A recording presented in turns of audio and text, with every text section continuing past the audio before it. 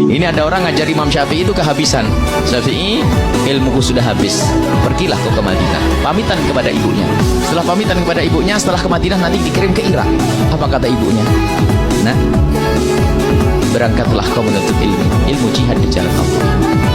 Kita ketemu nanti di akhirat saja. Bagaimana kalau ibu kita ngomong gitu? Berangkatlah kau Syafi'i, nanti kita ketemu di akhirat. Imam Syafi'i ke Madinah, lalu berangkat ke Irak. Di Irak tuh Imam Syafi'i bukan setahun 2 tahun, karena takut pulang ke rumah nggak berani, karena belum dipanggil sama ibunya. Di Irak menjadi orang alim besar, sehingga setiap rombongan dari Irak haji, ibunya Imam Syafi'i datang ikut haji juga. Suatu ketika ada halaqah besar di Masjidil Haram, ada seorang alim besar dari Irak sebentar-sebentar berkata, qala Muhammad bin Idris Asy-Syafi'i, qala Muhammad bin Idris, berkata Muhammad bin Idris Asy-Syafi'i. Ibunya Imam Syafi'i itu bingung, siapa Muhammad bin Idris itu? Akhirnya ditanya, ya Syekh, siapa Muhammad bin Idris Asy-Syafi'i? Sang Syekh dengan penuh kebanggaan, dia adalah guruku, seorang alim yang ada di Irak, asalnya dari Mekah ini. Ibunya kaget, ketahuilah ya Syekh, Muhammad bin Idris Asy-Syafi'i adalah anakku. Hah? Ibunya masih ada? Iya, Muhammad bin Idris Asy-Syafi'i adalah anakku. Akhirnya dihormati ibunya Imam Syafi'i. Terus apa pesanmu untuk Syafi'i? Pesanku untuk Syafi'i, kalau memang Syafi'i pengen pulang, Syafi'i boleh pulang. Baru disampaikan kepada Imam Syafi'i bahwasanya Syafi'i boleh pulang. Dulu janjinya ketemu di akhirat. Artinya sudah tidak harapan ketemu di dunia kayak gitu. Karena tidak ada telepon, tidak ada SMS, tidak ada.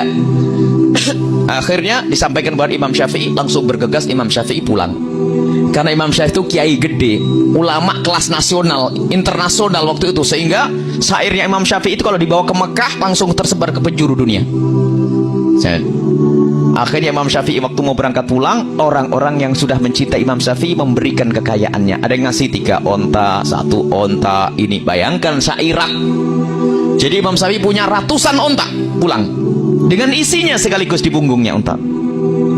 Imam Syafi'i bingung, dikawal oleh beberapa santrinya ngikuti Imam Syafi'i. Jadi Imam Syafi'i pulang dengan kekayaan. Lihat, carinya duit, carinya ilmu, tapi pulang dikasih kekayaan.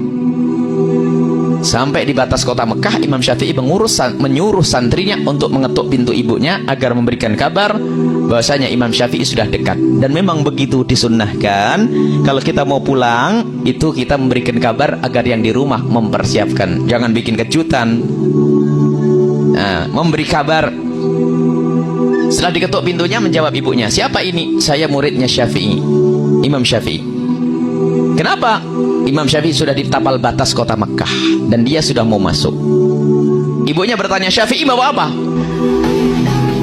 Dengan penuh kebanggaan, muridnya Imam Syafi'i bercerita, Imam Syafi'i membawa ratusan onta.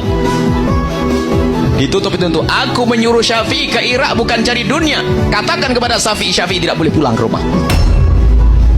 Sekarang suruh cari duit. Anaknya jadikan sapi perah cari duit. Sekarang ini kalau nggak bawa duit suruh pulang, balik ini. Ini bawa onta banyak, marah ibunya. Aku nyuruh Syafi'i ke Irak bukan cari duit, bukan cari onta. Akhirnya sampaikan Imam Syafi'i, gemeteran dia nyampaikan, ya Imam Syafi'i, ibumu marah. Kenapa? Ibu bertanya Syafi'i bawa apa? Terus, ya aku bercerita kamu bawa onta yang banyak. Salah kamu, jangan ngomong begitu. Baik, sekarang aku panggil warga Mekah.